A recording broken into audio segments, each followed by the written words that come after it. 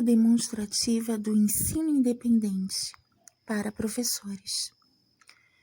Então, você pode procurar em qualquer livro do Brasil e fora dele que esse tipo de aula não existe em nenhum livro de baralho cigano ou denominado Petit Lenormand, nem dentro nem fora do Brasil. Isso é dentro da minha linha de criação de curso desenvolvida, construída por mim, para eu conseguir me situar e personalizar um curso com uma identidade pessoal para as minhas alunas e meus alunos. E o ensino independente tem toda uma estrutura, tem fundamentos. Então, vou começar aqui falando sobre as lideranças. Cartas que têm a ver com lideranças, vou entrar na aula de organização social. E explicar bem algumas cartas aqui que têm a ver com as lideranças e por quê. A serpente e o urso representam líderes ditadores, aqueles líderes que desencadeiam repressão e silenciam as pessoas para se opor a certos poderes. Só que a serpente e o urso, eles não têm o controle total sobre a vida das pessoas. Já o chicote vai representar os líderes ditadores totalitários, que são aqueles que controlam todos os aspectos da vida das pessoas, incluindo a política, a religião, a economia, a cultura e a vida pessoal dos indivíduos. Então, o chicote ele tem muito a ver com o líder ditador totalitário Kim Jong-un da Coreia do Norte. Tudo a ver, porque lá ele controla todos os aspectos da vida das pessoas, incluindo a vida pessoal. Para você ter uma ideia, até o corte de cabelo das mulheres ele controla. Porque as mulheres solteiras têm que ter o cabelo curto. Se elas não cortarem o cabelo e deixarem crescer, é um símbolo de oposição ao governo dele e logo serão punidas, sofrerão medidas punitivas. Então, o chicote ele tem a ver com essa liderança do ditador totalitário que controla todos os aspectos da vida das pessoas, política, religião e a vida pessoal também. Já a serpente e o urso, como eu acabei de colocar aqui, são líderes ditadores sim, são perigosos sim, só que eles fazem essa repressão de uma forma a silenciar as pessoas, se opondo a certos controles, mas eles não têm assim o domínio estabelecido sobre a vida pessoal das pessoas, diferente do chicote que tem, né? O chicote tem, porque chicote alimenta o fogo. Quem tem o chicote na mão controla pela ameaça, pela intimidação, do castigo, da retaliação, da punição e até da vingança. Já a serpente e o urso são ditadores repressivos que silenciam as pessoas, sim, e se opõem a certos poderes, mas não têm controle sobre a vida das pessoas. Então, tem uma diferença, né? Você vê que o chicote, ele é elemento fogo, é a essência do elemento fogo. E a serpente e o urso, eles têm uma fusão do elemento terra com o elemento fogo. É diferente. As características de atuação dos dois aqui. Então, um toma o controle na marra, que é o chicote, vai na marra mesmo, na força, sim, contra a vontade das pessoas. E para quem oferecer resistência é porrada, é castigo, porque lá na Coreia do Norte, se você não obedecer, a tua família vai junto, vai todo mundo junto para o campo de concentração. Lá existe isso. Inclusive para pessoas de fora, estrangeiros também, né? Que vão para lá se opondo ao regime desse ditador totalitário. E a serpente e o urso não vão na marra. Com eles não é na marra. Com eles tem o diálogo, mas nem por isso tem aquele alívio, né? Mas eles têm, assim, um limite. Serpente e urso tem limite. O chicote já determina os limites. Determina os limites aos outros. Então tem essas diferenças. Agora, a torre, ela representa uma liderança pessoal ou o herdeiro hereditário da coroa na monarquia. Porque no alto da torre você vê aquela coroa, né? Você olha aí para o símbolo da torre na sua carta. No alto da torre você vê uma coroa, e essa coroa é símbolo de poder, de reino. E por isso que ela é uma das cartas que tem a ver com poder no baralho cigano. Só que ela transita entre a liderança pessoal e o herdeiro hereditário da coroa na monarquia. Mas é aquele herdeiro hereditário da coroa na monarquia que é um representante em eventos oficiais, em cerimônias, é um representante. Ele ainda não é nada oficial, não tomou o poder oficialmente ali. Por exemplo, tem ali os filhos da princesa. Então, a torre representa esses herdeiros hereditários da coroa, mas não exatamente aquele que já foi coroado. É aquele que é herdeiro da coroa. E a torre, em relação à liderança pessoal, também representa o arquétipo de uma pessoa comum, que reina sobre si mesma. Em que sentido, Cíntia? Bom, a torre pode representar uma mulher casada? Pode.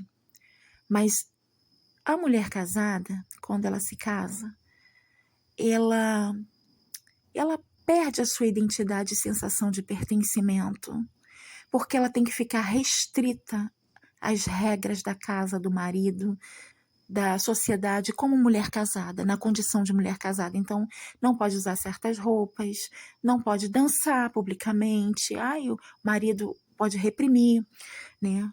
Então, tem aquela situação em que você fica presa dentro de um regime de casamento, sob o olhar do teu marido, te reprimindo o comportamento toda hora. Então, você deixa de ser quem você é quando você se casa e passa a ser quem ele quer. Com isso, há uma perda da identidade, a sua identidade, e você se coloca em segundo plano. E com esse segundo plano, você vindo para segundo plano, daqui a pouco, você vem para segundo plano por causa do marido. Quando vem os filhos, você vai para terceiro plano. Daqui a pouco vem aquele desligamento com a sua identidade, e você tem aquela sensação de não se pertencer mais. E a torre, ela se opõe a isso, porque a torre, ela tem a ver com o casamento, pode ter a ver com o casamento, sim, pode representar, sim, uma mulher casada, sim, mas tanto que no baralho cigano, casamento também se vê com a torre, representa a Igreja Católica. Porém, apesar de poder representar a mulher casada, a torre é o tipo de arquétipo da mulher casada que não vai viver aquele relacionamento simbiótico, se importando com tudo que o outro pensa. Ela vai viver uma união que não é fechada no mundo do outro. Ela vai preservar a vida isolada dela, a identidade dela, e continuar fazendo as coisas que ela quer, que ela gosta. E esse tipo de casamento só vai dar certo se ela não tiver filhos. Tem casamentos aí que dão ou se ela não tiver filhos, que vai poder ter a liberdade dela isolada, ou se ela for uma mulher muito bem sucedida e não depender dele para nada. Porque do contrário, você tem que ver de acordo com, claro, o contexto do jogo, mas a carta da torre em si, do contrário, ela vai se separar. Se começar a acontecer alguma coisa que sufoque ela, que tire a liberdade dela, que ela veja que ela não está mais conseguindo ser quem ela é em sua essência, ela vai se separar com certeza. Com certeza ela vai se separar, vai se divorciar e sair dali. Então a torre, ela representa esse tipo de liderança pessoal, você controlando, tendo autocontrole sobre as suas vontades, ou seja, você não deixa ninguém te dominar suas vontades. Ah, eu quero dançar. Ah, eu quero me vestir assim. Ah, eu quero fazer isso, eu quero fazer aquilo. Não interessa se você é casado ou não. Você quer, você vai lá e faz. E se der briga, depois você separa. Porque a partir do momento que você começa a ser sufocada, que você começa a ser restringida, então você realmente, com esse arquétipo da torre, não vai continuar sustentando um relacionamento desse. Então, a torre representa, ela transita entre a liderança pessoal e o herdeiro hereditário da coroa na monarquia. Transita entre essas duas potências aí. Tem a pessoal, onde você não deixa ninguém dominar a tua vida, você responde por você, você faz o que você quiser, sendo casado ou não, casado ou solteira. E você é dona das tuas vontades, dona dos teus pensamentos. Pode ter ali um grupo de pessoas tentando colocar ali algumas coisas para te influenciar, com opiniões de partidos políticos, ou seja, do que for, que a pessoa com o arquétipo da torre não vai se deixar influenciar por isso. Ela vai continuar se posicionando firme e centrada naquilo que ela é. Ela não vai contra o que ela é, na essência dela. Ela não pode ir contra a sua própria essência, porque a torre é a essência. Então, o que prevalece é a autenticidade. Tanto que a torre não usa máscaras. Pessoa com esse arquétipo aí. Por isso, continua o domínio da liderança pessoal ali, estando casado ou solteira. A montanha, ela vai representar um líder disciplinador, que é aquele líder que vai focar em manter a ordem e a disciplina. Então, muitas vezes vai usar medidas punitivas para corrigir comportamentos. A montanha é esse tipo de líder, disciplinador. O Sol é um líder autocrático, é aquele líder mais autocrático que controla todos os aspectos da organização e toma decisões sem considerar as opiniões alheias, porque ele é o líder. Ele não tem que ficar pedindo opinião de ninguém. Ele é o cabeça universal, o Sol. Então, o Sol é o líder autocrático. Agora, o Cavaleiro é o líder democrático, que envolve ali os outros. Ele envolve as pessoas, né, no processo de tomada de decisões e ele valoriza as opiniões, mas não segue as influências dessas pessoas. Então, deixa eu explicar o seguinte em relação ao posicionamento do cavaleiro em relação a ser um líder democrático. Por que ele é um líder democrático, que envolve as outras pessoas no processo assim, de decisões e valoriza a opinião delas? Porque ele é que puxa o gado, ele é que puxa as massas, né? Dentro de uma metáfora simbólica, o cavaleiro puxando o gado é o líder das massas. Então, ele é aquele representante do sindicato, ele é aquele político que representa o povo, responde pelas massas.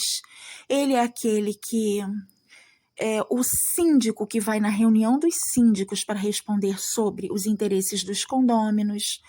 Ele é o líder representante de uma comunidade, o líder representante de uma associação. Ele é aquele que está à frente representando os interesses e vontades de terceiros. Então, ele é o líder democrático. Só que ele envolve os outros, claro, nesse processo aí de decisões, coleta as opiniões, mas ele não segue influências dessas pessoas só porque ele está lhes representando. Já a cruz é o líder servidor. Ele vai priorizar as necessidades do outro e vai trabalhar em prol dos interesses dessas pessoas. Vai servir essas pessoas, vai apoiar essas pessoas. Então, o cavaleiro é o líder democrático e a cruz é o líder servidor. Um trabalha para as pessoas e o outro trabalha para servir as pessoas. Então, presta atenção. o cavaleiro trabalha servindo as pessoas, ele é pago. E a cruz, ela também, esse líder também é pago, mas não recebe a altura o salário à altura dos serviços que ele presta, porque presta muito mais serviço. E por isso que a cruz é o líder servidor. Prioriza as necessidades dos outros, trabalha para eles, servindo. Lembra que a cruz tem a coroa de espinhos, tá? Você vai servir, mas vai servir... tipo assim, você vai ocupar a cadeira com uma coroa, mas essa coroa é de espinhos. E vai ser uma missão bem dolorosa, bem difícil para você. Vai ter um preço a pagar. E você não vai receber dinheiro, salário, à altura do mérito da prestação de serviços que você faz.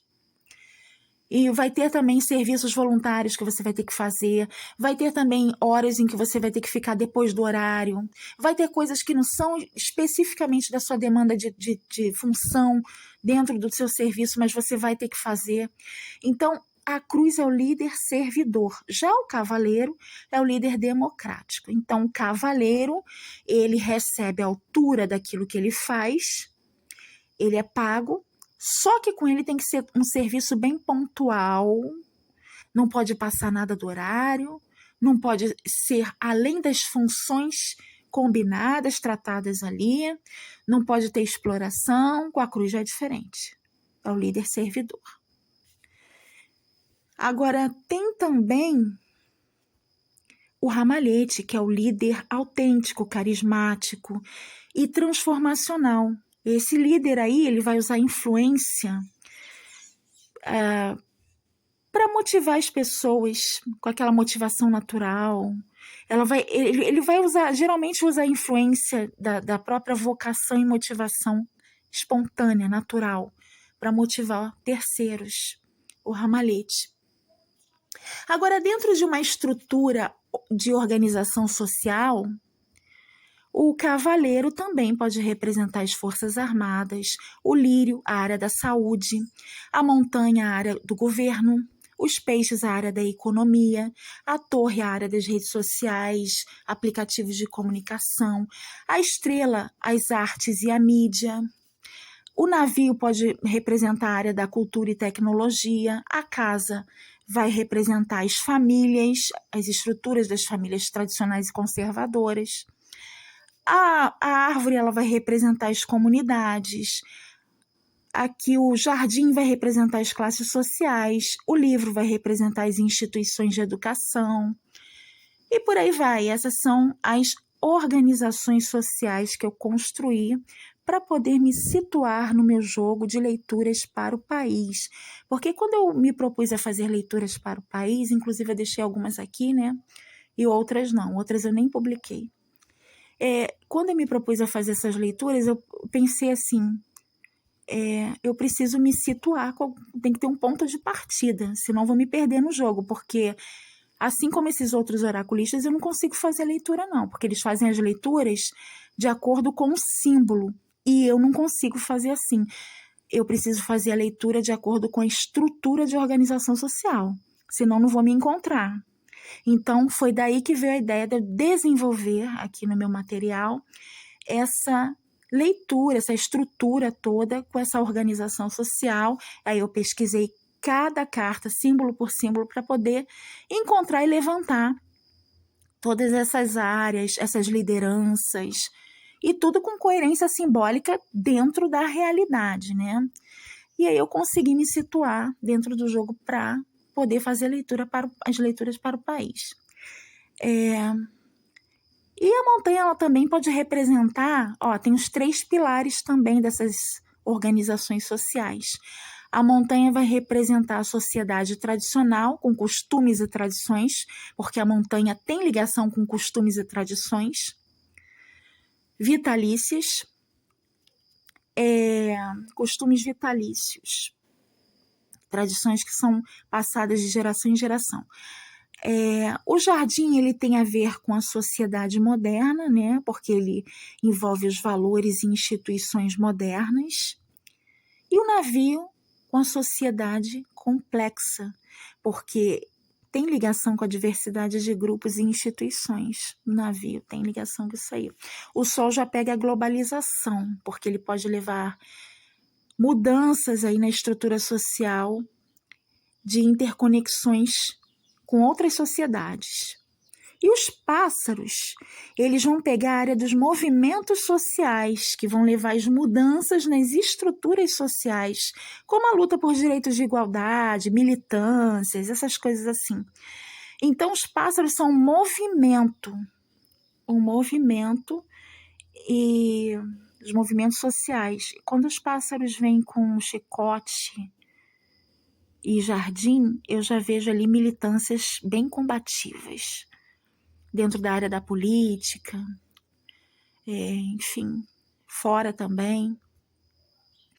Então, eu vejo dessa forma dentro das projeções conjuntivas, né? E todas essas conjunções têm um sentido. Outra coisa, essa aula aqui, você pode perceber que foram somente sobre as cartas isoladas, tá?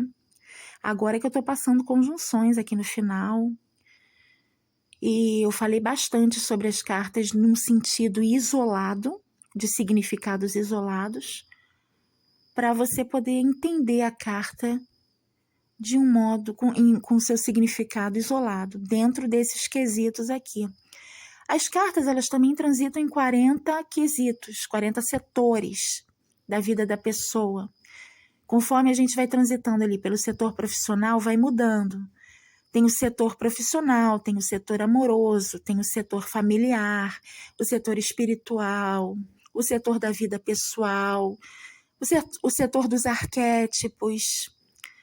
Qual é o arquétipo profissional? Qual é o arquétipo pessoal? Qual é o arquétipo religioso da pessoa? São vários arquétipos, tá? Geralmente as pessoas passam por aí os arquétipos padrão, e mesmo assim de uma forma muito rasa e superficial. Então, quando você começa a entender que essas cartas, elas têm como ser mais exploradas dentro de um campo de pesquisas ligados à sua realidade, você já consegue trazer isso para fora. Mas, enfim, isso vai ficar para os próximos vídeos, né? Porque tem vídeos em que eu explico também como eu consigo trazer todos os significados aí dentro do meu campo de visão, como é que eu faço dentro da estrutura do ensino independente. O ensino independente, ele tem fundamentos, e eu sigo os pilares principais desses fundamentos para poder chegar a essas conclusões aqui. E um desses pilares é a classificação das lâminas por núcleo de cartas, que é o que eu estou fazendo aqui agora. Eu passei as cartas de liderança, as cartas de organização social, e já houvera passado aqui no canal também as cartas dentro da classificação do núcleo de cartas ligadas à temática das mães, os pais e os filhos, que eu deixei aqui, está aqui no canal. Vou deixar o link aqui embaixo para quem quiser dar uma olhada, tá? Isso aí é aula para professores também, já é uma aula mais avançada, né? Quando pega essa parte de estruturas, já entra aí na linha do ensino independente. Você não vê isso em nenhum livro. Isso é só aqui no ensino independente, é dentro da estrutura do ensino independente. Agora, outra coisa interessante também é você tomar consciência de que você não pode ser uma pessoa que tem assim Você pode até ter uma longa jornada, tá? Com baralho cigano, experiência com as cartas, mas que não se limite à sua experiência só ao que você tem até hoje. Porque para você entrar na questão da representatividade junto às cartas ciganas no seu país ou fora dele, você não pode ter um livro com erros de significados e descrições simbólicas que não tem nada a ver com descrição simbólica. Então, como é que você vai ser uma pessoa que possa representar a classe com um livro em que nem a descrição simbólica você sabe fazer. A questão da representatividade é zero, tá? E você vai ficar só com esse conteúdo aí da capa, da produção, do marketing e dessa editoração. Vai ficar só com isso. Porque o conteúdo didático mesmo e a representatividade estão zero. Então, para isso terminar de uma vez, é importante você entrar no curso para professores e corrigir esses erros para acabar com um problema nesse seu modo de repetições de um exemplar para o outro, porque de didático esse conteúdo não tem nada, inclusive as palavras soltas, os significados soltos que ficam ali, por exemplo, raposa, agilidade, a raposa é ágil, você coloca ali, raposa é ágil, mas o cavaleiro também é ágil, o cavaleiro também é. E aí como é que ficam as explicações sobre a raposa é ágil, o cavaleiro é ágil? Como é que vai explicar isso? Quer dizer, a palavra fica solta ali sem explicação e o aluno só vai memorizar e reproduzir na leitura. Isso não é um conteúdo didático. Eu acabei de explicar aqui para você sobre o cavaleiro e a cruz.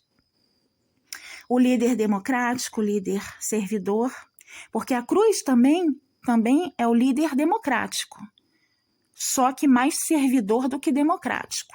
Então, se eu tenho o líder democrático, que é o cavaleiro, e o líder democrático e servidor, que é a cruz, qual a diferença entre os dois? Porque os dois são líderes democráticos. Eu expliquei, eu não atirei as palavras aqui soltas. Ah, tá, o cavaleiro é só o líder democrático, a cruz, líder democrático e servidor, ponto. Esse ponto acaba com tudo. Porque esse ponto mostra até o limite onde você sabe, né? Então, você tem que explicar, tem que ter explicações bem desenvolvidas ali, porque eu também posso te passar 100 significados. 100 significados. 99, 100 significados de cada uma das 36 lâminas, você coloca no teu livro e pronto, joga para venda. Isso está certo? Eu também tenho 100 significados das lâminas, mas como é que eu vou fazer um livro, colocar esses 100 significados e a pessoa não entender o que eu estou dizendo ali? Isso não procede. Conjunções de jogos também, você tem que saber explicar sobre as conjunções de jogos, porque não é só pegar um parzinho com 2 cartinhas e colocar um textinho de 2 linhas ou uma ali. Isso aí não faz sentido, você tem que explicar a desenvoltura daquela interpretação para a pessoa entender a compatibilidade com o símbolo, e aí sim, quando ela entender por que aquilo tem a ver com o símbolo, é que ela vai estar começando a estudar e adentrar profundamente aí nesse conteúdo didático, que de didático não tem nada, né? Porque parece que foi coletado de algum local da internet, parece que foi coletado de grupos de plataformas digitais, de baralho cigano ou de WhatsApp e plantado ali, porque hoje em dia não tem mais, as pessoas não têm, só tem esses autores assim coruja, né? Coruja de editora, com por baixo daquelas camadas, de produção, marketing, aquele bom marketing, né, da editora, mas a representatividade a respeito do baralho cigano, não. Por quê? Porque você não tem conteúdo didático, porque você não sabe nem fazer a descrição simbólica, porque tá todo mundo falando isso, só não fala na tua cara. Enfim, tem que tomar cuidado com as coisas que você coloca em um material oficial, já veiculado pela editora, porque você, além de se queimar dentro e fora do país, inclusive vocês que estão escrevendo livro de baralho cigano, não cometam esses erros, tá? Porque isso é eterno, tá? Você vai ficar queimado no mercado. Além de cometerem esses erros, também não tem nada de representatividade da classe. Não são representantes da classe.